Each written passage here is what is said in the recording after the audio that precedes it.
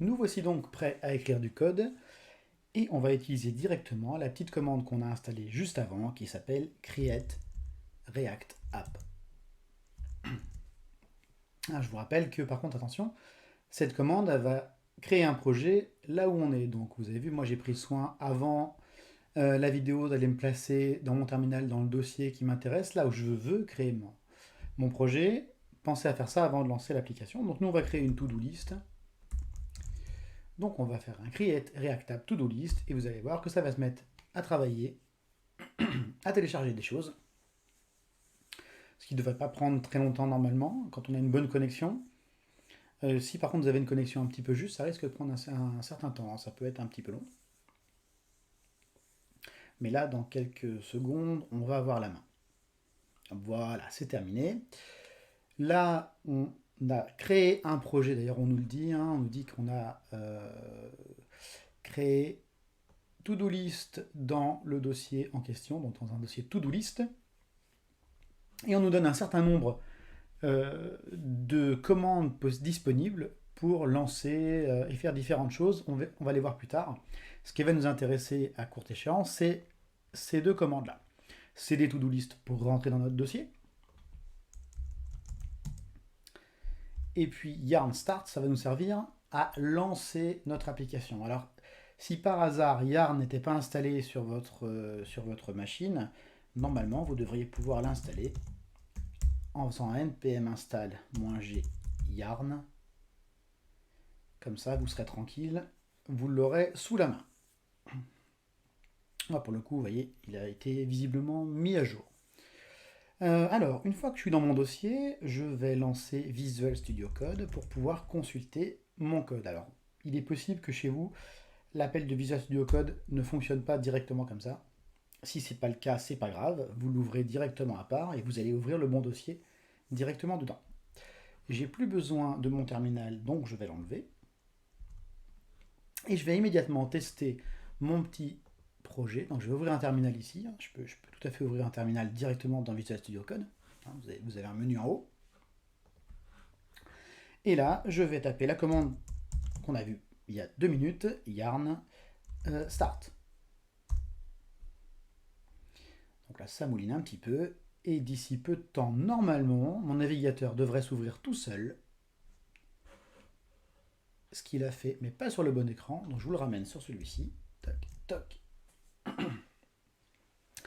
Avec mon application fonctionnelle. Alors évidemment, c'est une application de démarrage, il n'y a rien dedans pour l'instant, oui, il y a juste le logo, il n'y a vraiment pas grand-chose. Par contre, on va en profiter pour faire un petit tour du propriétaire très rapidement. Alors, qu'est-ce qu'on a? Vous voyez dans l'arborescence qu'on a un dossier node modules. Quand vous utilisez yarn ou npm, c'est ici que les ressources que vous souhaitez télécharger vont être rangées. Vous en avez assez peu besoin, on verra tout à l'heure peut-être pour utiliser Fontosum, mais globalement vous ne devriez pas avoir souvent à aller dans ce dossier-là. Le dossier public, il va contenir un certain nombre de choses, il y a le robot.txt, enfin des fichiers qui sont vraiment liés aux technologies web. Par contre, il va contenir, et c'est là qui c'est le plus intéressant pour nous, il va contenir un fichier index.html qui est en fait le fichier de démarrage de notre application React. Alors, il n'y a quasiment rien dedans pour l'instant. Vous voyez, il y a vraiment, c'est un fichier basique. On va descendre un petit peu au niveau du contenu. Vous voyez, pour l'instant, on a juste une balise div avec un ID root. Point. C'est tout ce qu'on a. Et ce qu'il faut comprendre, c'est que React, travaillant en JavaScript, il va générer du contenu, générer de l'HTML, etc., qui va venir s'insérer dans cette balise dont l'ID est root. On regardera ça un tout petit peu après, je vais vous montrer. Mais comprenez bien que ce fichier, finalement, vous n'avez pas trop à le toucher. Il va être automatiquement rempli par React à la compilation. Le reste, la favicon, le logo, etc., je vous passe ça, c'est pas forcément super utile. Les fichiers gitignore, c'est lié à git.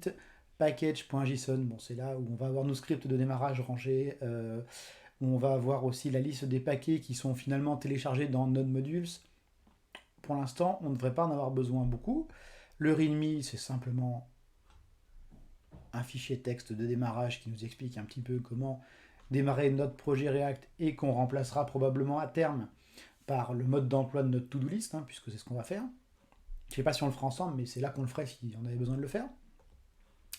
Et puis yarn-log, c'est lié directement à la commande yarn. On n'en a pas besoin pour l'instant. Là où les choses vont commencer à devenir très intéressantes, c'est dans le dossier SRC. Alors le dossier SRC, il contient un certain nombre de fichiers, et il y en a deux qui vont nous intéresser très vite. C'est index.js, qui est le fichier de démarrage de notre application, vraiment, celui qui va lancer notre application. Et tout à l'heure, je vous ai montré le fichier index.html. Je vous ai dit que dedans, on avait une seule balise div qui portait l'id root. Et si vous regardez cette commande-là, que je viens de replier, zut, vous voyez que déjà, elle référence la balise qui porte l'id root. Donc c'est déjà intéressant. Et donc en bref, cette commande, le react dom.render, elle va générer l'interface graphique de notre application en fonction de composants. On va regarder ce qu'est un composant juste après. Et elle va afficher notre composant racine ainsi que tous ses descendants dans la balise qui porte l'id root. Alors ça, vous voyez, c'est assez bizarre. On a l'impression d'avoir injecté de l'HTML en plein milieu du JavaScript. Ça s'appelle du JSX. JSX, c'est, vous voyez, une forme. C'est de l'XML en fait. Hein, c'est une forme d'HTML.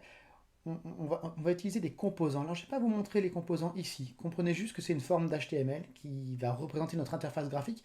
Je pense que ça va être beaucoup plus parlant quand on va aller regarder le fichier app.js. Notez par contre simplement qu'ici, on a mis une balise app avec un A majuscule et que juste en haut, on a fait un import app from app. Alors app from app, hein, si on regarde bien, le fichier app, il est là, on va aller regarder dedans. Et là, ça va devenir plus parlant pour quelqu'un qui a déjà fait de l'HTML. Regardez, on a une fonction app. Et tout ce qu'elle fait, elle retourne un espèce de bloc d'HTML directement dans notre fonction. Alors, ça, c'est ce qu'on appelle du JSX, hein, j'en ai parlé juste à l'instant. Et regardez bien, vous allez être en terrain conquis, comme on dit. On a une balise div. Alors, quelle nuance? Là, on se rend compte qu'on a class name. Alors, effectivement, réellement, JSX, c'est quelque chose qui va être remplacé par du vrai code JavaScript automatiquement par React. Et donc, le problème, c'est que comme on peut créer des classes en JavaScript, le mot classe est réservé. Donc, on ne peut pas utiliser le mot classe directement. Il a donc été choisi d'utiliser class name. C'est-à-dire que si vous voulez mettre des classes CSS dans ce code-là, il faudra que vous utilisiez class name et non pas classe. Gardez bien ça à l'esprit. Mais autrement, par contre, regardez, on est sur de l'HTML parfaitement standard. Hein. Les choses qui sont importantes à noter, c'est que, alors, premièrement, toute balise doit être fermée. En HTML, on a le droit de ne pas fermer les balises, bien que normalement on devrait le faire. Mais là, elles doivent être absolument fermées. Donc si vous êtes sur des balises comme les images, qui sont des balises qui se suffisent à elles-mêmes, il n'y a pas de balise ouvrante et balise fermante, il faut absolument mettre le slash à la fin pour la fermer. Et dans le cas où vous utilisez des balises qui marchent par paire, comme la balise P par exemple, il faut absolument mettre la balise fermante, hein, sinon ça ne marchera pas. Dernier point à préciser, quand on retourne du JSX, on ne peut retourner qu'une seule balise racine. Vous voyez là, on a une balise div qui va contenir d'autres balises, mais on retourne réellement qu'une seule balise. Hein, j'ai pas le droit, par exemple, si je voulais mettre ça, rajouter un autre div là, une autre balise div là, et déjà il n'est pas content, il me met du rouge, parce que le linter a détecté que j'avais mis, d'ailleurs je pense que si je mets ma souris dessus, il va me dire, voilà, hein, les expressions JSX doivent avoir un élément par an, un seul. Donc pensez-y, on aura le problème tout à l'heure, vous allez voir, je vais vous montrer un petit peu ce que je vous ai réservé pour la to-do list, et on va voir le problème assez vite. Alors, du coup, maintenant, vous savez ce que c'est qu'un composant. Vous savez ce que c'est qu'un composant, mais on va quand même en bricoler un peu pour que vous compreniez un tout petit peu le principe. Alors, ce que je vais faire, c'est que je vais enlever... Non, je ne vais pas enlever. D'abord, je vais vous montrer simplement le live reload. Vous avez vu ici, notre application qui s'est lancée, il est marqué edit src/app.js and save to reload. Regardez, le fichier app.js, il est là, hein, src app.js. On va simplement prendre le code qui est là, on va le supprimer, on va écrire coucou, alors forcément je vais en majuscule, On va écrire coucou, je vais sauvegarder et vous allez voir que instantanément, le code qui est ici est mis à jour. Ça, c'est assez pratique. Hein. Tout ce que vous allez coder va se mettre à jour instantanément et vous allez voir les effets immédiatement. C'est super pratique. React fait toute une mécanique derrière, il compile, il minifie, enfin il fait plein de choses que vous ne voyez pas, mais du coup ça vous permet de faire ça instantanément. Alors, ce que je vous propose maintenant, juste pour voir un petit peu, on parlait de composants, je vais supprimer le contenu. Là comme ça, donc si je sauvegarde, évidemment, vous allez voir la page va être toute blanche, pas de problème. Je vais me mettre juste au-dessus et je vais créer une fonction que je vais appeler test. Alors cette fonction test, je vais lui faire directement un return et dedans je vais mettre une balise div qui contient par exemple coucou. Je vais y arriver. Coucou. Ok. Et bien ça, une fonction comme ça qui retourne juste un bloc de JSX, c'est un composant valable en React. Et d'ailleurs, regardez, juste en dessous, si je me mets ici et que je pose une balise test, hop, hop, là, vous allez voir que le rafraîchissement automatique va se faire très vite. Il me gêne là, voilà. Et j'ai bien mon coucou qui s'est affiché ici. Et je pourrais tout à fait créer une autre fonction que je vais appeler seconde, par exemple. Bon, parce que c'est ma seconde fonction, mon second composant. Et faire un return. Même chose, entre parenthèses, mettre une balise div et mettre vous, par exemple. Voilà. Je sauvegarde ça et ici, là, je vais aller mettre une balise seconde. Elle n'est pas auto-fermante, c'est pas grave, comme ça. Oula, seconde, il y en a trop là. Toc. Et regardez, vu que c'est des divs, évidemment, ils vont se mettre les uns en dessous les autres. Mais j'ai bien coucou vous. Hein. J'ai mon composant racine app qui, dans une div, va afficher mon composant test et mon composant test qui est ici. Il est capable d'écrire une div avec coucou et le composant seconde qui lui contient vous. Alors si jamais on veut faire plus joli, il faut mettre un span, hein, ça sera mieux. Et hop, voilà. Coucou vous. Et ça c'est ça. Le principe des composants React, c'est juste ça. Donc là, vous savez déjà utiliser des composants. Alors évidemment, après, on va les répartir dans des fichiers, ce qui va nous permettre d'avoir une organisation logique. Mais voilà, un composant, c'est ça. Par contre, on va juste regarder vite fait le principe de props. On va enlever le composant seconde. Là, on va enlever seconde. Et je vais vous montrer juste 2-3 petites choses et après, on va partir sur notre to-do list. Sachez que en React, j'ai tout à fait le droit de mettre en plein milieu du JSX, attention, on est dans le JSX, hein, dans la partie qui ressemble à l'HTML, j'ai tout à fait le droit de mettre ici des expressions JavaScript. Donc par exemple, je peux tout à fait mettre ici une constante, non, que je vais mettre à, je sais pas moi, Pierre par exemple. Toc. Et si ici, je vais afficher entre accolades la variable, enfin la constante pour le coup ici, je sauvegarde, regardez, j'ai bien coucou Pierre. Donc dans un script, enfin dans une partie JSX, je peux afficher n'importe quelle expression JavaScript directement comme ça. D'ailleurs, je peux tout à fait par exemple faire un mat.random ici, et si je regarde, regardez, alors ça n'a plus beaucoup de sens, mais j'ai bien coucou avec une valeur aléatoire qui a été générée derrière. Donc toutes sortes de valeurs en JavaScript peuvent être utilisées ici. Maintenant, on va regarder autre chose, parce que là, pour le coup, notre composant, il n'est pas très réutilisable, or, ça serait quand même bien qu'on le fasse. Alors là, ça va peut-être planter, non, même pas, il est content d'avoir ça. Ce que vous pouvez faire, vous avez tout à fait le droit, quand vous créez un composant, de rajouter des attributs. Par exemple, je vais mettre nom égale justement Pierre ici. Et ces attributs, ils vont pouvoir être récupérés dans mon composant directement ici, sous forme ce qu'on appelle des props. Donc vous mettez simplement un argument dans votre composant props, et derrière, je vais pouvoir faire un props.nom.